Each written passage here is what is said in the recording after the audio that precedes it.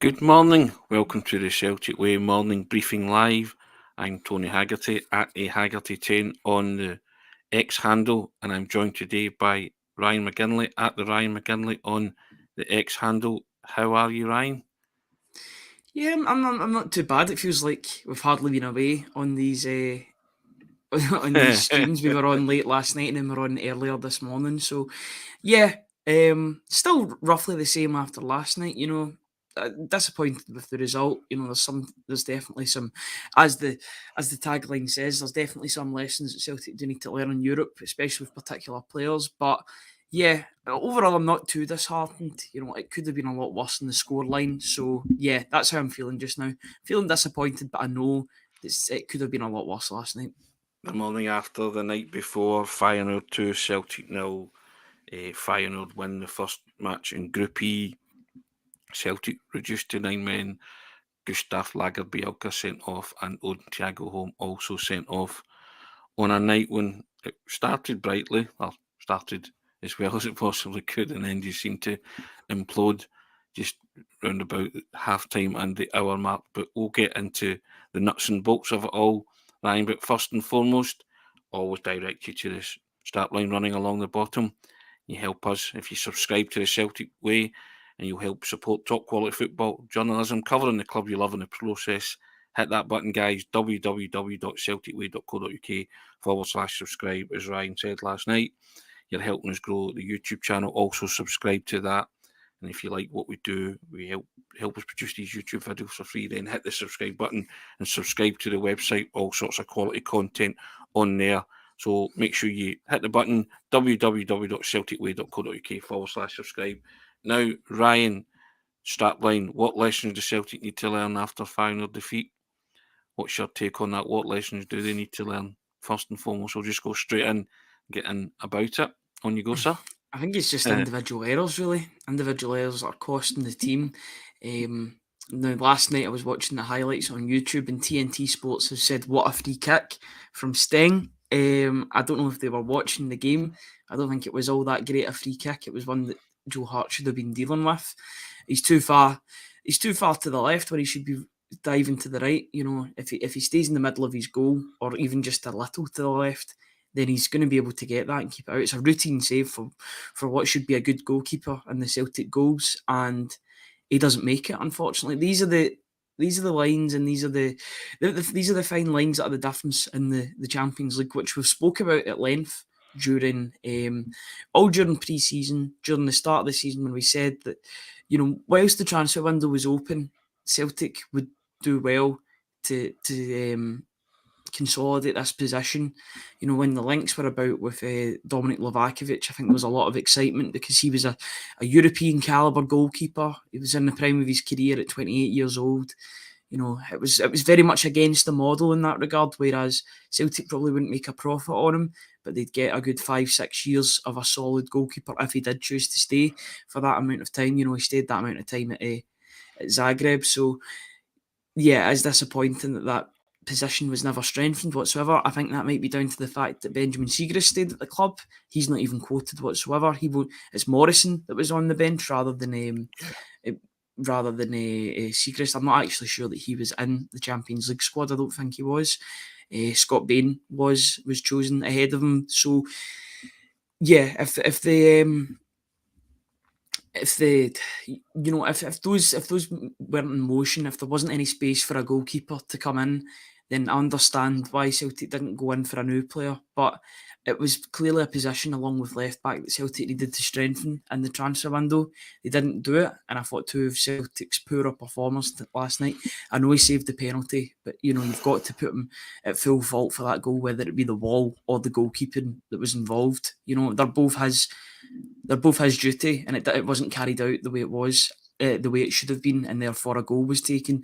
And then at left back, I thought Greg Taylor had another poor game. So yeah, it's two positions that we knew, but going into the game could cost us in Europe, and lo and behold, they did happen. But in terms of lessons to be learned, it's individual errors. You've got to stay concentrated for 90 minutes. How many times did Celtic give away the ball in that game? I'll be eager to see how many times they gave away the ball needlessly. Rio Hatate could have hit double figures himself with the amount of dispossessions he had on the ball for himself due to bad passes. Turnovers will be high because he's just making silly passes that are going nowhere.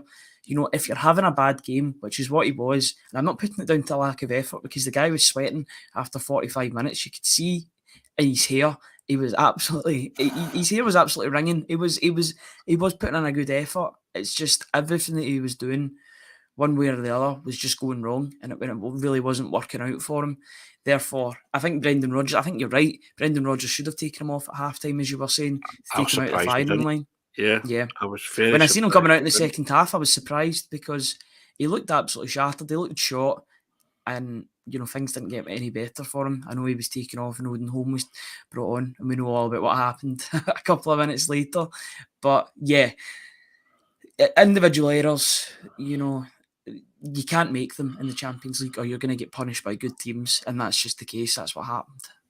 And also as well, we spoke about it pre-match, certainly in the morning briefing, that we had to be cuter and clinical when chances did present themselves. And whilst never fashioned out a clear-cut opportunity, they did, certainly in the first half. They pressed Feyenoord high and won the ball from the defenders and made no inroads.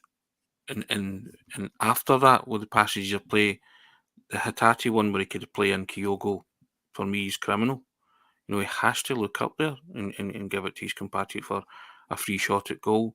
I know these are all if buts, maybe, but these are the differences I was saying from that mark you out as a good player, a quality player, a class player, and you know that's the difference between teams being okay at this level or you know or just not. I'm not saying making up the numbers, but you've got to be entirely switched on every moment at this level, and I think Celtic were switched on for the best part of 40 odd minutes, but cheap concession of a free kick, and then a wall not doing its job, and it was Martin O'Neill that highlighted Kyogo's, performance in that wall. He turns his back, but he's a small player. He probably shouldn't be there. Again, hindsight's a great thing, but why wouldn't you have a big player at the end of the wall where the ball's going to come? Because that's the part that the Stengs is going to aim at to try and score. Hearts positioning, you've covered, get that fine.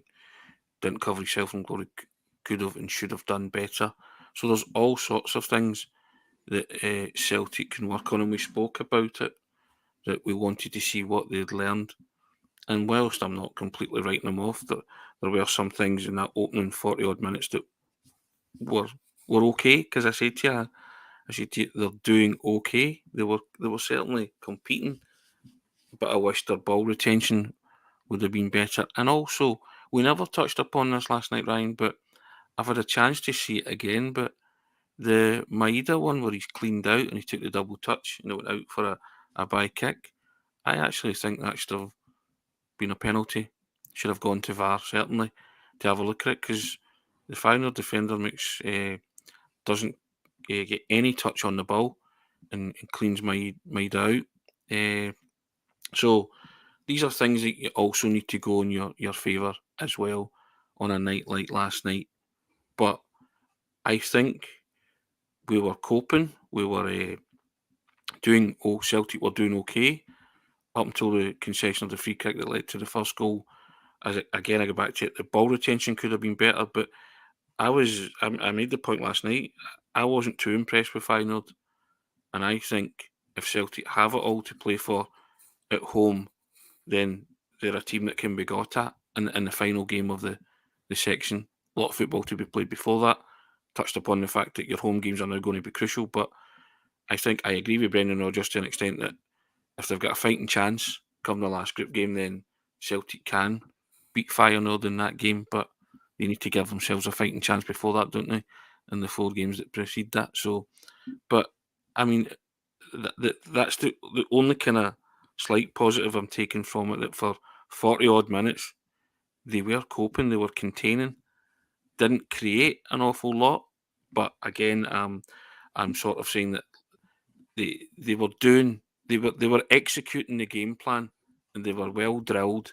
Yeah, they were careless in possession, as Celtic often are in Europe, but there was signs there that you could cling on to, wasn't it? That given a bit more time, they could get better, and also allowing for the fact that that was a makeshift defence as well. But your big game players let you down last night, sadly. Yeah, I just think it was a cardinal sin to give away a goal at that time as well, because it completely changed the complexion of the game going into half time. You Yep. know, it's such a cliche, but it is true. The team talk does change because all of a sudden, if you go in nothing each at the keep, that's a great result for the first half. You know, Celtic have had their chances.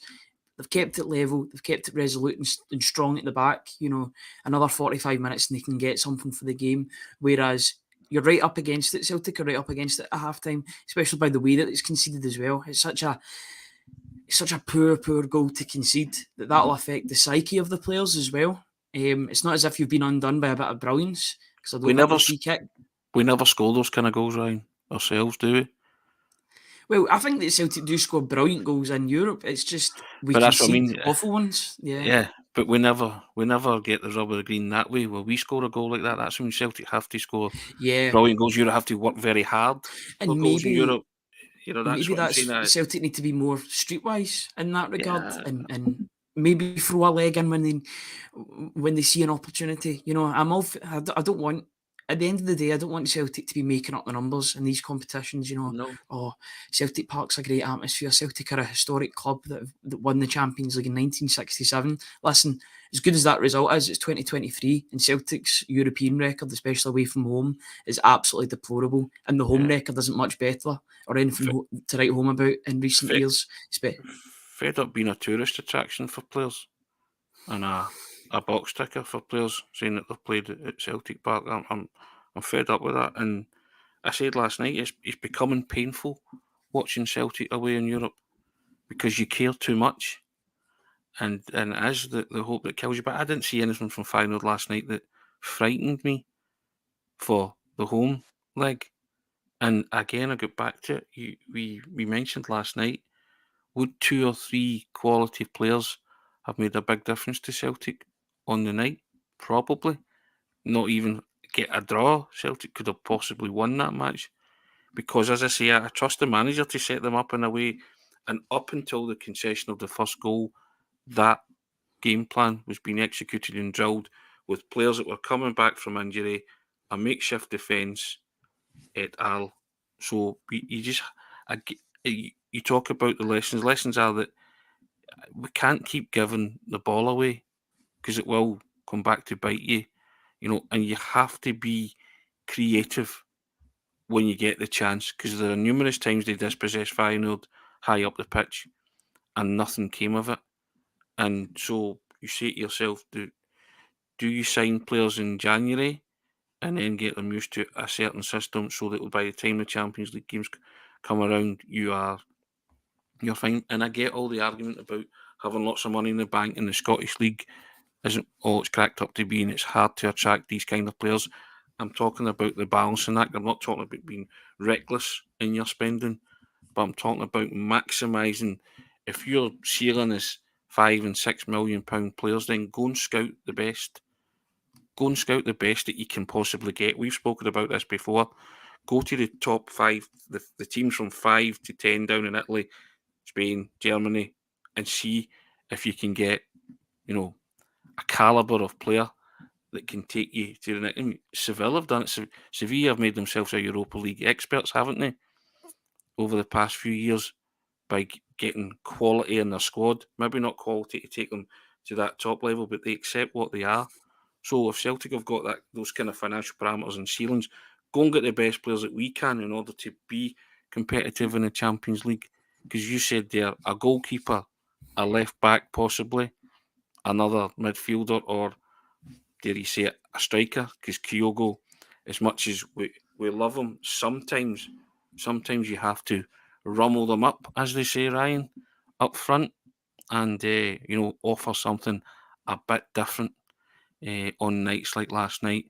And then other people saying that should have came on sooner, possibly could even have came on at half time because it just was panning out that because Kyogo was largely anonymous in the first half, didn't have too much, didn't get much service, granted, but so you weigh it up and things like that, and that's not having a go. It's just what you're observing. and I get it. That's that fine balancing act between spending money on players and, offering contracts and keeping the current players there. Everything costs money. I get that, but just you look at that and you think they were there for the taking last night. I think. I really do. See, the thing is, O was brought on after 82 minutes. I just double checked it there. 82 minutes. That Celtic were probably down to 9. In fact, they would have been down to 9 men at that point. What sort of message do you think that sends to O? You're basically getting garbage minutes. You're getting the end of the game when the game is effectively over.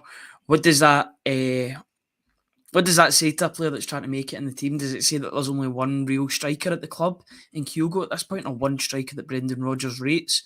Because, if you rated O, then I think he would have had more of a chance than he has so far. Maybe he needs to do more work off the pitch, or he needs to improve on his game and training or whatever.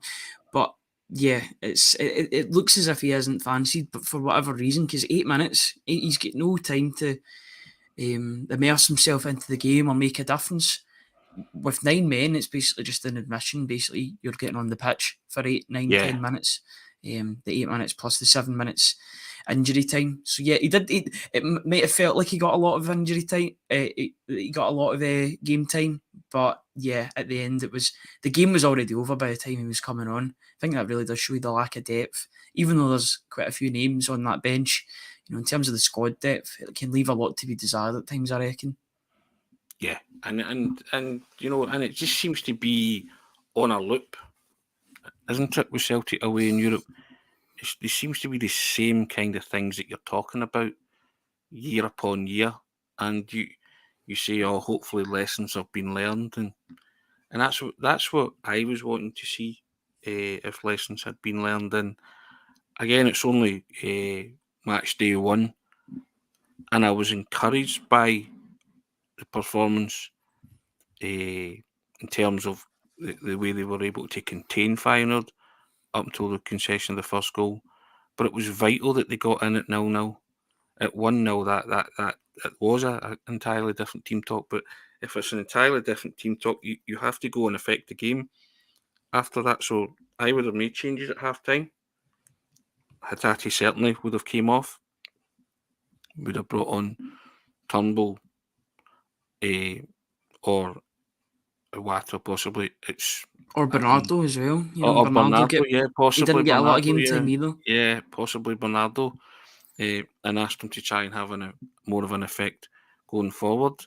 Because as we spoke about last night, we felt Matt O'Reilly was again doing the job of 3 men.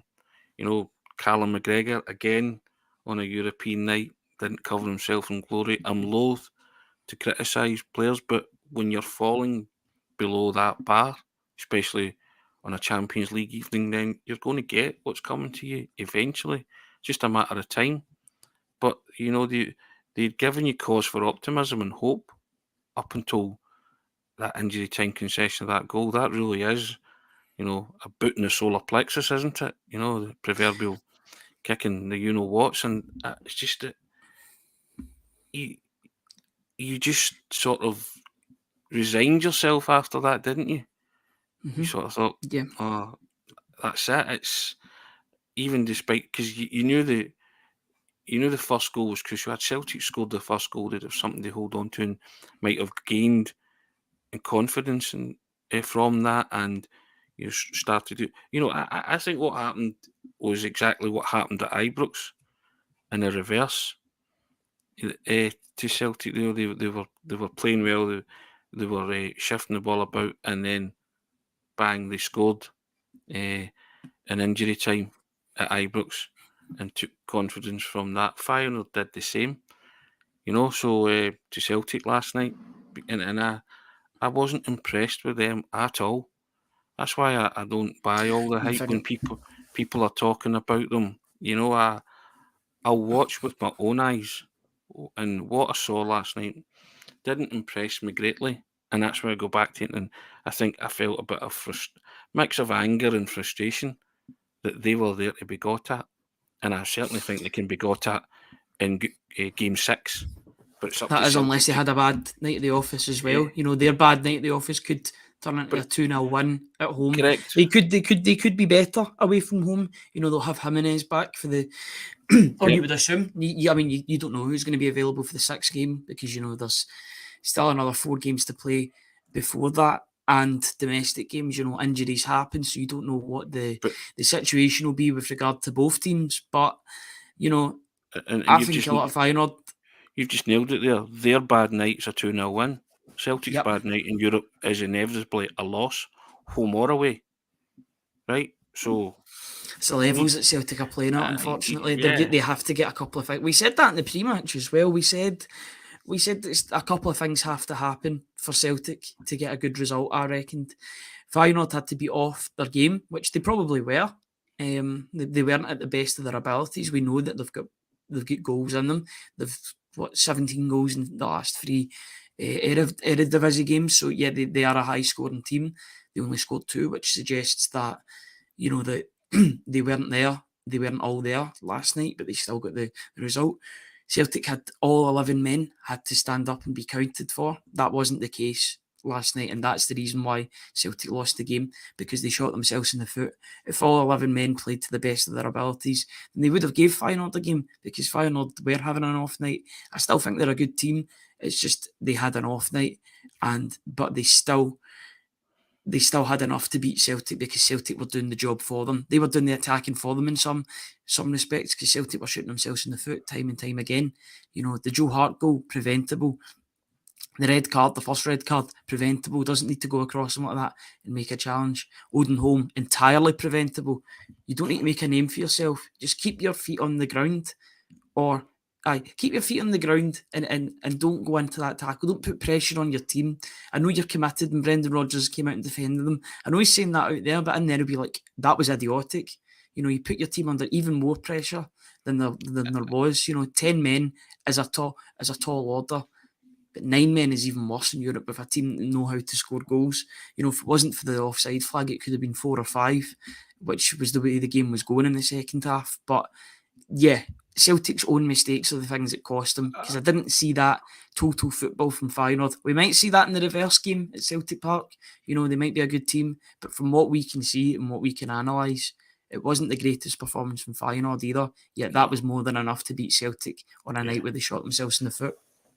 I admire the fact that Brendan didn't throw Lagerbielke and Odin Thiago Holm under the bus, but both players let their teammates and their manager down last night. Yep. Big time, right? And I think publicly Brendan won't do that because he's not that kind of manager, but privately he'll be seething, because they are huge, huge moments in that game, and basically take away any chance you have of getting anything from it. Because I still think if Lagerbielke doesn't get sent off, Celtic could have played their way into the game. Again, if buts and maybes, but and people are saying that was a harsh red card and a soft penalty. He comes across the guy and catches him in the face. It's, for me, it's a second yellow, and it's a penalty. It's one of those that VAR won't overturn as well. Yeah, correct. You mentioned that, and there's no such thing for me as a soft penalty or it's not. And for me, it was a clear handoff in the face, and it's a penalty, and it's a second yellow, and I thought his first yellow was silly. He didn't have to do what he did for his first yellow either. So again, going back to lessons you learn, you have to learn quickly. You need to grow up on this stage very, very quickly. And Odin Thiago Holmes, and I know he's a talented young boy, and I know we want to see more of him, but it's indefensible. You cannot, at any level, especially in Europe, go in for a challenge like that under the guise of being fully committed and full-blooded. There's a way of channeling that. Beaton against Ajax, it was the exact same. There's a way of channeling that. Challenge. Yeah, there's a way of channeling that aggression. And he's young, I get that. He has to learn. This is learning curve right there. The manager takes him aside, puts him his arm around him and says, that's it. No more. You have to knuckle down now and show us what you've got, because you're a talented boy. but you want to make headlines for the right reasons, not the wrong ones. And and again, it's a school of hard knocks, isn't it? But it always seems to happen to Celtic, doesn't it? Mm-hmm. You I just just see say, I just see a comment from Stephen Donoghue saying we shouldn't be growing them up at this stage, full stop. I think all the best teams do it. All the best teams throw the youngsters in. "Aye, we can't shy away from it. If these players have to get better, then they have to get these minutes in these games, but they have to show that they can be trusted. Mm-hmm. You know, Brendan Rodgers would think twice about trusting them again in a Champions League encounter, wouldn't he? Yeah, I'm not comparing the two whatsoever. They just played in the same position. Jude Bellingham's younger than Odin Thiago Holm. You know, it's ages. I think age is absolutely nothing. If you're good enough, you're old enough to play in that pitch. You know, and he's had nearly 100 senior games in Norway. You know, he is an experienced pro. Although being 20, it's a mistake that you should make. And just to be clear, I'm not comparing the two players No, whatsoever. I know that. Before anybody clips that or anything like that, but you know, same position.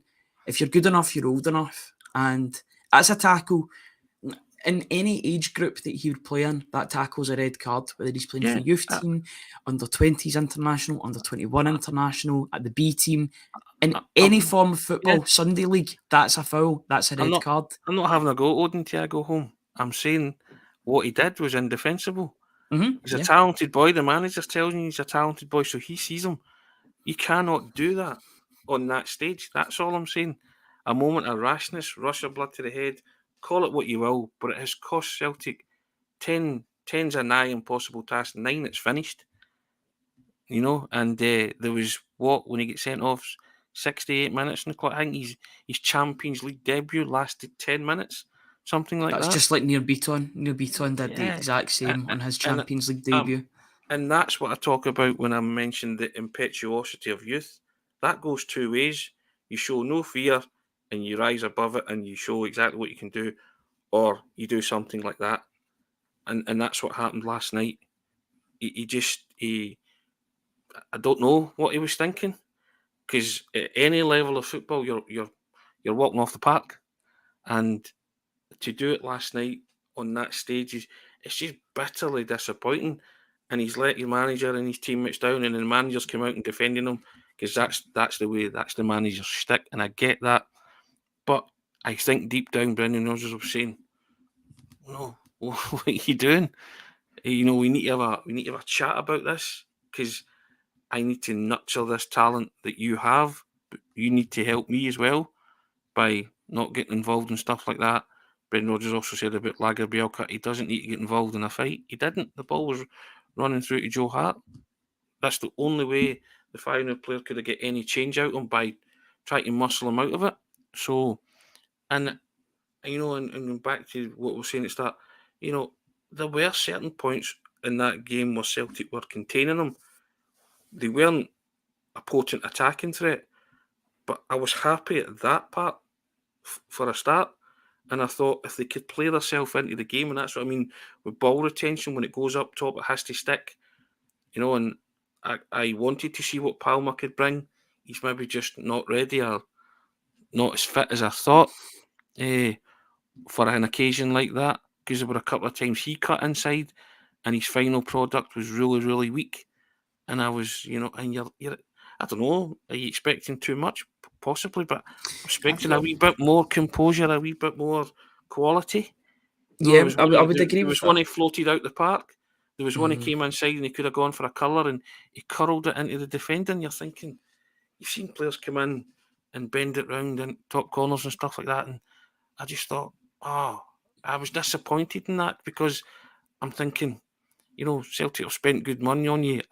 I want to see something a bit more. Could Yang have come on earlier as well at half time? Because it wasn't looking, you know, and Lewis Palmer seemed to go to ground a lot, looking for free kicks, which he wasn't getting. So Des Harkin coming in, hoping all discussions that were had in the changing room after the game. Yeah, I'm hopeful all those kind of discussions were had as well. Des, that's what I'm talking about you. If you're going to learn, then you have to confront all of these elements about last night. Yeah, I've got to be honest, and I'm going to throw out a different opinion. I've seen enough in Palma in that 55 minutes to know that he'll be a good player for Celtic. I've I'm got a not. good. I'm not. I know, I'm not slating but there's him been or a lot of saying, criticism online from him. It's just everybody okay. seems to be saying, "Oh, another Haksabanovic." I think No, he put no, in a lot more effort than Haksabanovic would. no, no. I'm okay. I want you to tell me what he did Hmm. constructive last night, because I'm not having a go at him per se. I think there's a talented player there, of course there is, but I I just thought last night he I don't know, he seemed too eager to want to do well, and he went to ground a lot looking for free kicks, which he never got, and that was at times when he had the ball at his feet, could have taken on his man and stuff like that, and then the final product for me was lacking. I'm not judging him on that one. I'm judging him on the performance that I watched last night. Hmm. I'm not having a go at him as a footballer, because he's No, a no, talent and no. Celtic paid a lot of money for him. Hmm. But in that kind of stage, I want more. Conor O'Brien saying he wasn't ready. That's perhaps the call. Maybe he wasn't ready, but I wanted to see him and see what he could bring. And on last night, I was disappointed on what he brought to the table last night. That's what I'm saying. So I'm basing my comments on that performance alone. Not saying he's a poor player. I'm not judging him at all. I want to see more. Basically, I think he can produce more. I think he's capable of Yeah, producing more. You've said that as well, and I just thought there was a couple absolutely. of times last night where he was in the position to produce more, and his final delivery was poor, and his final execution of like a shot at goal or even playing a teammate in was poor. So, Hmm. but he wasn't alone in having a poor game. So, No, and you know, to be fair to him, I thought he was trying when he got on the ball. He was trying to beat his man. Not everything, most things didn't come off for him. He did have that shot outside the box that the goalkeeper parried away. I thought in the 5 minutes before he got taken off, he was coming into the game a wee bit more. There was a time where he beat his man right before he went off and put a ball into the box. Yes, it was dealt with, but there was signs that were showing that he was getting maybe not a bigger impact in the game, but the start of a little bit of an impact in the game. Um, he's not the fastest. He's definitely not the fastest winger. That's something I've noticed over the past 2 games. That's not something that you can improve on. You've either got that speed or you don't. That's maybe the byproduct of being a taller player in that wing position. But you know, it might have came too early for him. But at the same time, I just don't why you at Celtic if you're not ready for these big games. You know, these are the big games, the games that you're brought in for. yeah. Jota was that big player in the Champions League and Europa League. You've got to bring in somebody that is going to replace Jota and do that job for you in the Champions League. Otherwise, it's negligence because you're not replacing like for like. Well, we spoke about it last night, Ryan. Of three players we said turned up on the night. 3 out of 11. Can't have that. That's a recipe for disaster in the Champions League in any match, right? And those three players were Liam Scales, Matt O'Reilly, and Alistair Johnston. All the big game players that you hope would put in a performance, all the ones we thought the lines would join and the dots would join and the lines would connect. It never happened, and that's what's let you down. You cannot afford 8 players being off it and 3 players being on it. And Liam Scales was excellent. Thought Matt O'Reilly was excellent, and I thought Alistair Johnson was very good. But the rest were bang average or worse than that. Certainly in Hitate's case. So that's a tough ask at any stage. Tough ask against a team like Feyenoord. But again, I wasn't too impressed with them. And if you've got more than half your team, you've got 6 or 7 players bang at it. There's every chance you're taking something last night. There's every chance you could even have walked away with a win. Because again, they weren't any great shakes. And I know they've had 2 VAR goals ruled out and they've missed a penalty. But yeah, but there were circumstances that extenuating circumstances for that. But I maintain that you have to have your big players playing on that stage, and too many of them were off it last night. 3 out of 11, in my opinion. Again, I stress this is just my opinion. 3 out of 11, but I think you you agreed, didn't you, about the 3 players last night that could hold their heads high. You need more than that. You need 7 or 8. 3 out of 11 in any test score would indicate a fail. It's a really, really low percentage of players. It's just the black and white of it, to be honest. You can sometimes you can even get away with that in the Scottish Premiership because players can pull a rabbit out the hat. They can maybe score a goal despite playing bad. I think you get punished at this level. You really do get punished if you're not at the top of your game because you're playing against teams that are near the same level. There's never a team that you're going to be a whole lot better than in the Champions League, unfortunately. That's where Celtic find themselves at the moment. You're either going to be level with a team or the other team are going to be better than you. So Celtic have got to find other ways of winning these games. In terms of on paper as well, you can be better in games, but in terms of on paper and the resources, other teams just have far bigger resources than Celtic do. But you've got to...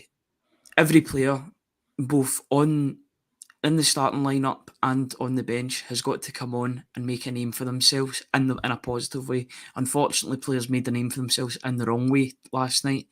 I don't want to mention Odin Holm too much, but it's not a good start to his European career. There's players last night that didn't impress whatsoever. It just didn't come off. Yes, it's all about luck as well in these games, but as I always say, with everything to do with luck, you make your own luck, and Celtic were the architects of their own downfall. Yeah, I don't. I know you create your own luck and all that, but I don't think luck had anything to do with last night. Just the way, you say, we've said since the briefing started, they shot themselves in the foot last night after manoeuvring themselves into a not bad position. Had they got in at 0-0 at the break, but they didn't, and then everything changed from that. And then 10 minutes after the restart, it's more or less game over, isn't it?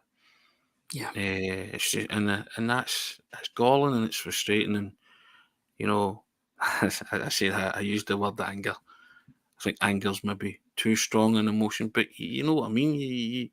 You want miffed. You want what's best for the team, and you saw the possibility of a result last night being utterly snuffed out by your own, your own deficiencies and your own kind of, contributing to your own downfall. I don't mind if you get beat by a great team that score cracking goals and rip you open. You accept that. You take your dumps. You take your medicine. But last night was the most frustrating game I've watched in Europe for a while, because it was at one point building myself up to the hope that Celtic could actually get something, get more than something, not just a point that could actually go and win, because I thought at one point they were there for the taking.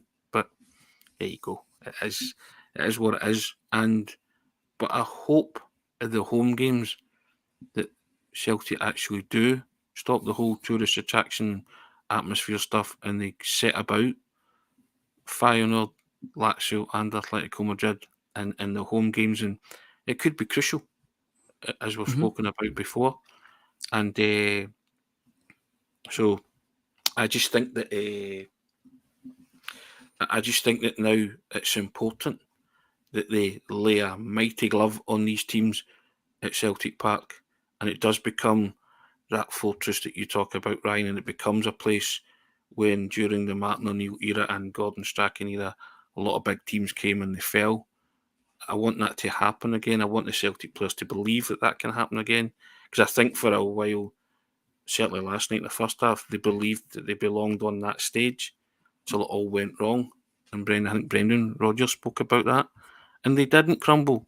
And Celtic could have got beaten 4 and 5-0 last night because they went down to 9 men. So I'll give them that. They still kept going and still trying to adhere to the game plan that they had.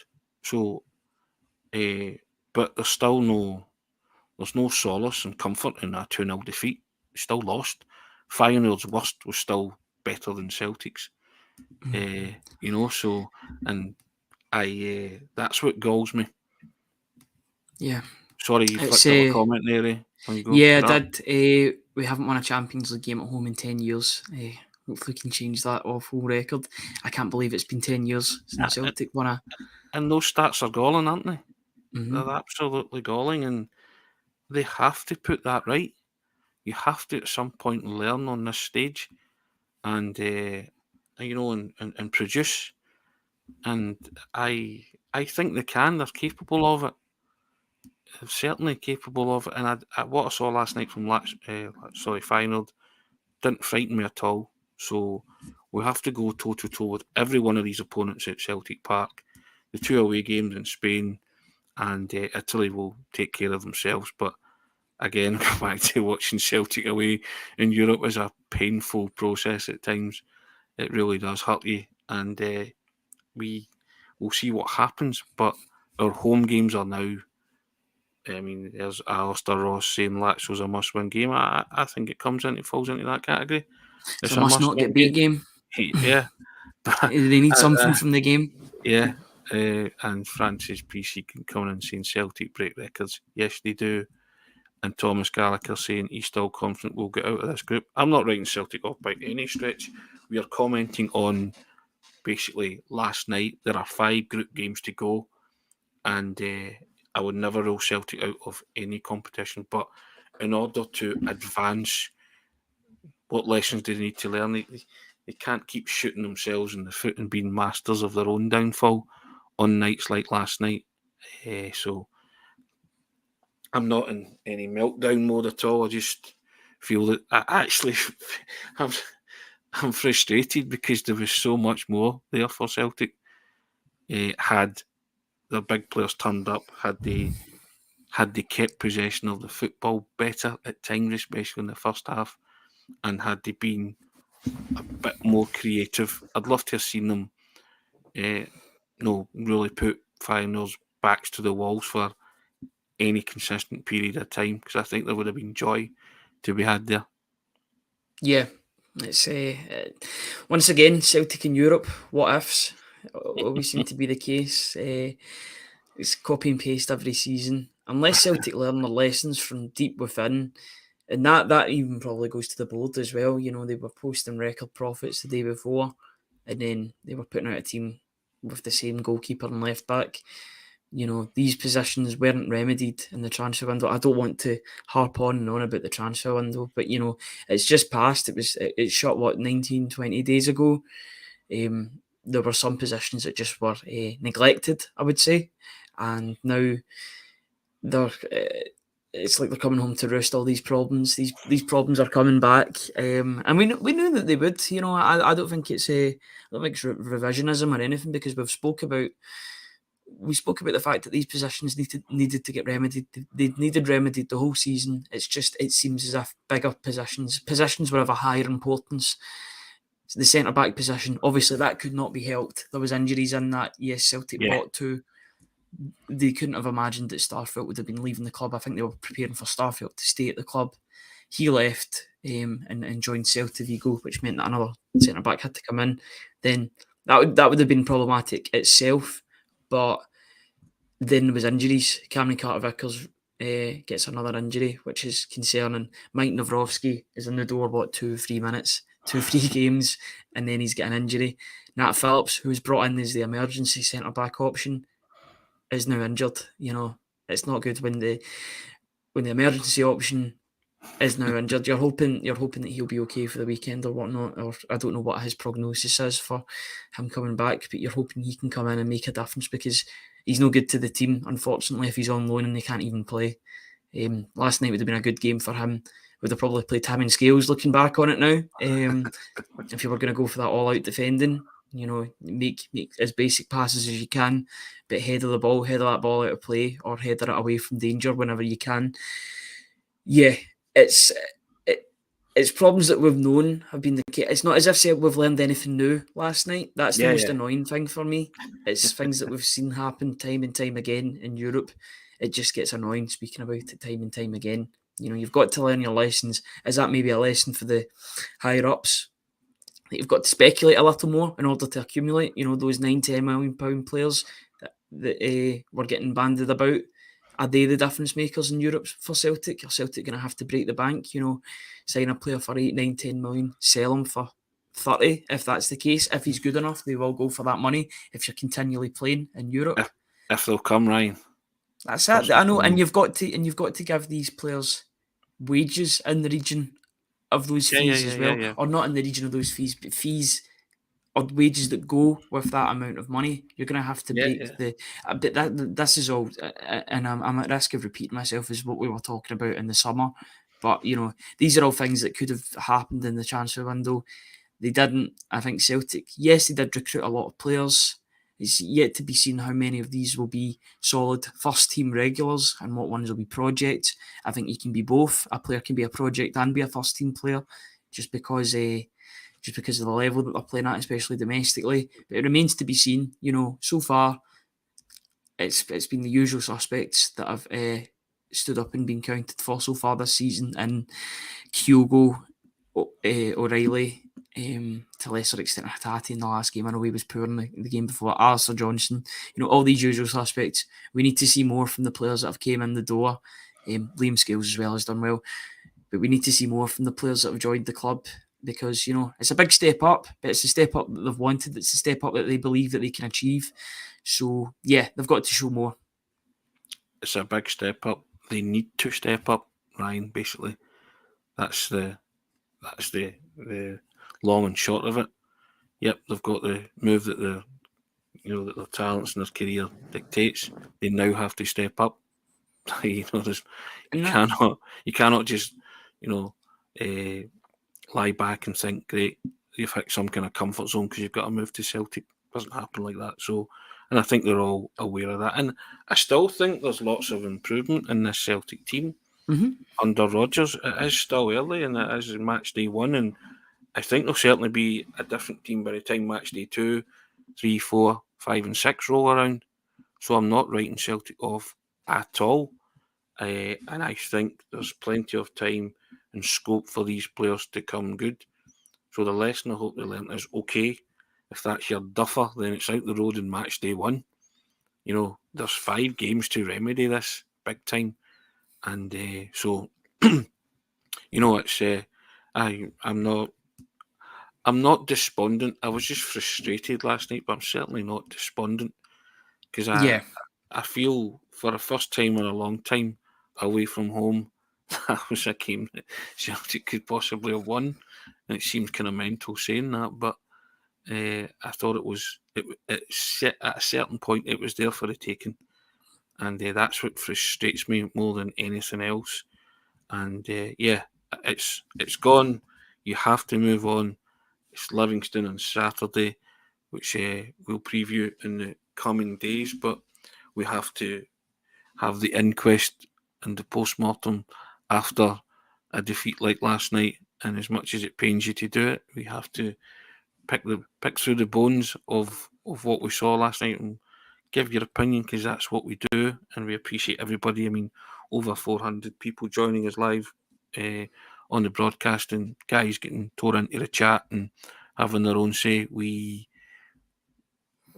I wanted to flick up more comments, but we were just getting involved in the chat. But we shall endeavour to flick up more comments as we go through the week. But yeah, Ryan, it's not pleasant when you're dissecting a defeat, but we have to do it. That's it. You got to take the highs with the lows and the lows with the highs, obviously. So yeah, it's just part and parcel with the game that you play. These are the small margins. If there wasn't the element of winning and losing, or even a draw in the middle, then it wouldn't be worth watching. You've got to have that element of risk, that element of doubt in what the result is going to be. So yeah, as much as a defeat is disappointing, I think it makes you enjoy the wins even more when they do come along, and they will come along.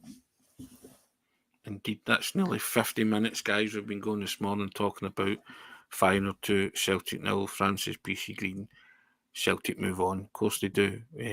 Barry Kerr, great show, guys. Thank you very much, Barry. Appreciate that. Great effort over the last 24 hours, boys. Cheers, Des. That's very kind. Really do appreciate that. Thank you. We can't do it without you guys. We keep telling you, and we're not paying lip service. We are genuinely trying to grow the channel and give you the best content that we can. And we do it by doing all sorts of video content on the YouTube channel, and we do it by doing the writing stuff on the website. which is the subscription part of it in terms of paying over your hard-earned cash, and we thank you for that. You know, the YouTube videos are free, but if you subscribe to the website, then that helps us keep producing the top quality videos for free. And as you see running along the strapline, to subscribe, you hit that button, www.celticway.co.uk/subscribe. That's www.celticway.co.uk/subscribe. It's never easy with Celtic away in the Champions League, but hey, it never stops. Still got the home games, Ryan. Still got 5 games in this section to be fiercely competitive and make a fight of it. Are you confident they can do that?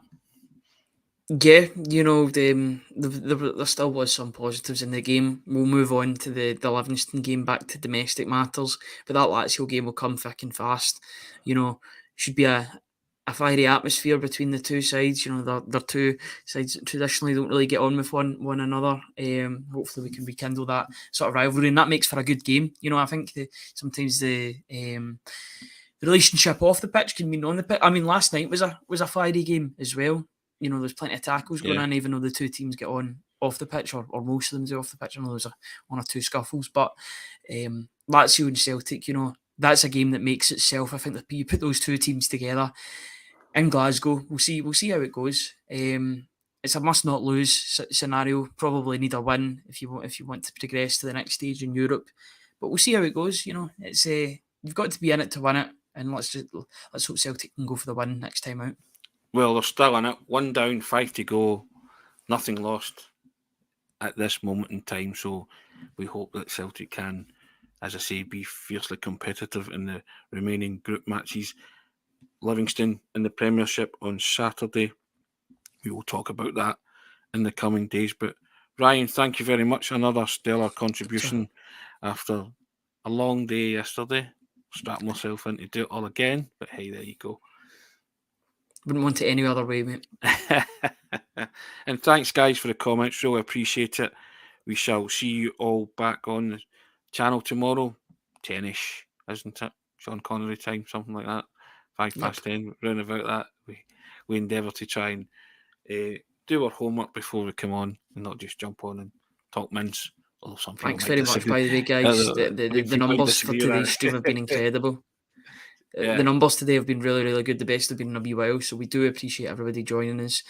Please subscribe to the YouTube channel if you can. It's free. It'll only take a couple of seconds. You'll get notifications. I'll actually tell you, it'll make you one of the first ones into one of the live streams if that is the case, because it'll give you notifications to when new videos come out. So if you are interested and you do want to help us, and we have been noticing how many subscribers we've been getting recently, we can't do it without you. Please, if you haven't done so already, please subscribe if you've got an account. We would really appreciate it. Listen to what the man says. That's all I can say. Guys, thank you very much. We'll see you tomorrow. Onwards and upwards, Ryan. It was ever thus. Yep, that's it. Take care.